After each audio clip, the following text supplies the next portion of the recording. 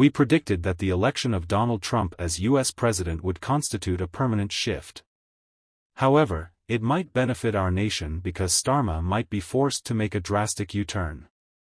In today's video, we'll talk about it and go over all the most recent news from across the nation, but first, please hit the like button, subscribe to the channel, and join our rapidly expanding community. Just a brief note to let you know that we have brand new Stuck Farmer t-shirts in stock. You can get them right now at british.com or by clicking the link in the description. The election of Donald Trump. Since he backed Britain's attempts to retain the islands during his time as president, victory might compel a reconsideration of the Chagos Agreement. Senior Conservatives have called for a review of the UK's agreement to transfer the Chagos Islands to Musos. The Shadow Foreign Secretary, Priti Patel, urged officials to renounce their PL and cooperate with the new Trump administration to put defense interests first.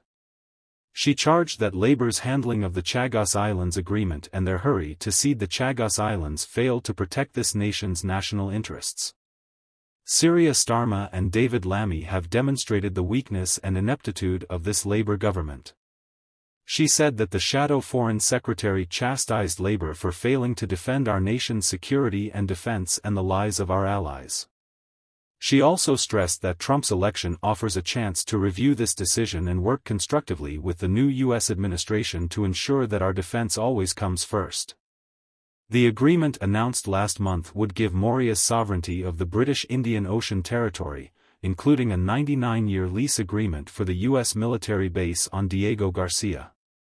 Critics fear the agreement could expose the strategically significant archipelago to Chinese surveillance. The Chagos Islands Pact has been strongly opposed by a number of prominent Republicans.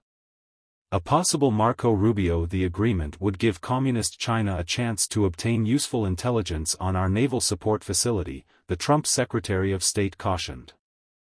Senior Senate Foreign Relations Committee member James Risch denounced the action as caving in to Chinese lawfare at the expense of US and UK strategic interests.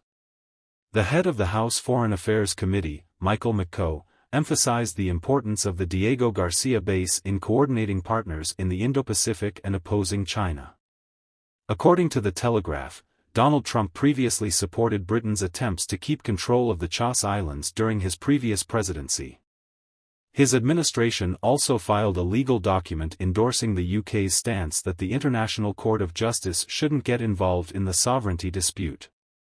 The former Secretary of State of Mike Pompeo Trump stressed that the value of the joint US-UK base depended on British sovereignty over Diego Garcia.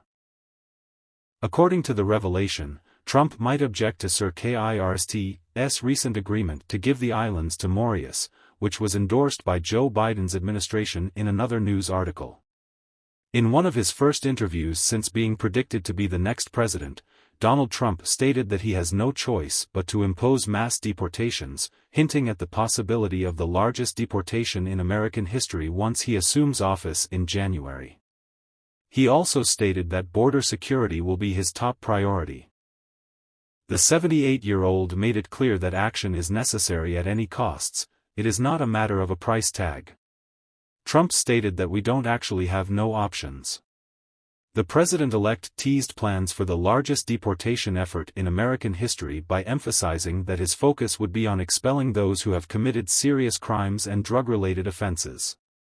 He said that when drug lords have destroyed countries and people have killed and murdered, they are going to return to those countries because they are not staying here. How? Speaker, according to Mike Johnson, the expulsion of 4.5 million illegal aliens will be the top priority. Johnson stated that people who have already committed crimes would be targeted, including those who have committed small offenses and are now enrolled in the system, such as shoplifting or any other type of theft, or who have engaged in UNT or illegal activity. Johnson clarified that Trump has stated that he is still open to legal immigration to the United States despite his tough stance on illegal immigration.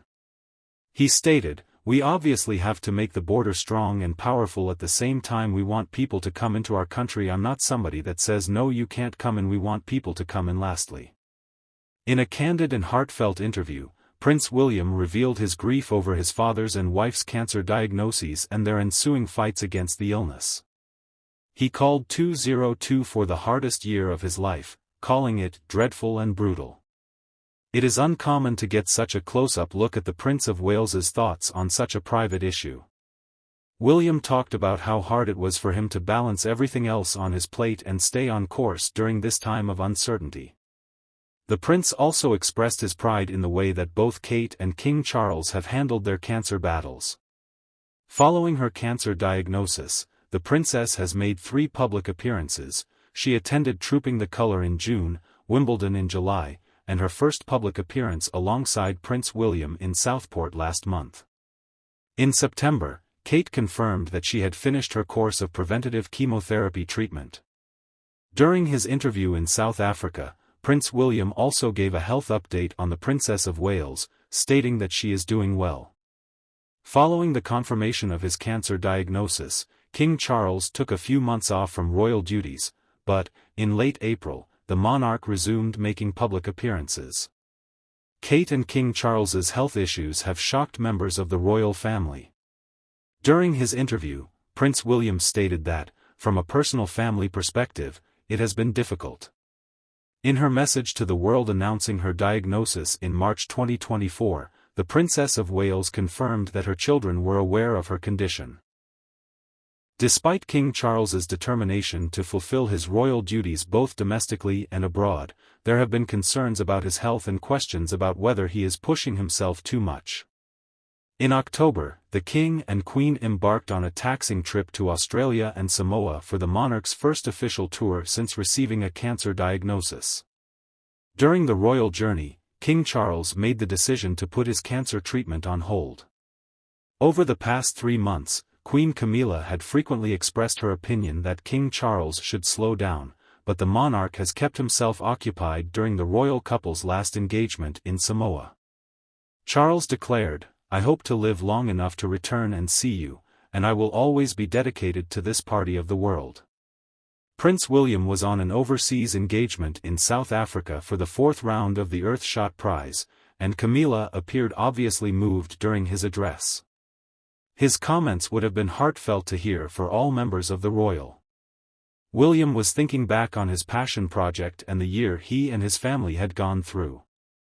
The interview revealed the suffering endured by monarchy members over the past 10 months, but it also demonstrated the extent of the royal family's triumph in 2024.